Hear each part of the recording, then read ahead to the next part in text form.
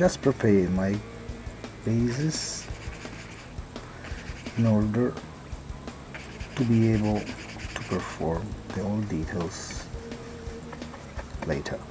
Just spread the bases everywhere and then you will paint over.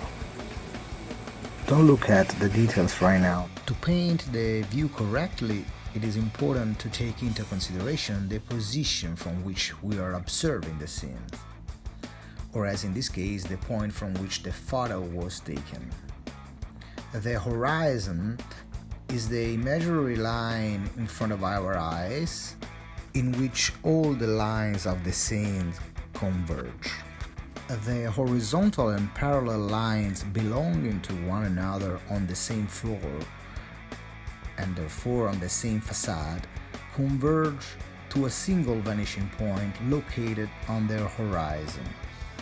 The next building could have a different inclination, and therefore all the horizontal lines of that facade will go to another vanishing point, but always located on the horizon line, because that is the height of our gaze and cannot change.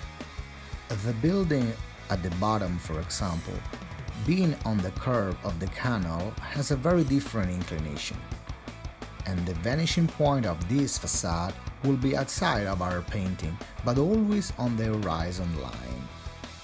Again, we'll do our best to maintain a gradual inclination on the parallel lines toward this point. Just look at the inclination of the building using the handle of your brush whenever you will sketch the final details or once you start sketching the composition. So the windows there are all going in this direction. The distance from these windows and these windows is less than from here to there, and this one is it closer to the one after, close to the perspective. And now I use just a bit of color, but green, but very small amount, because if you start painting with bright colors, suddenly the view will be fake.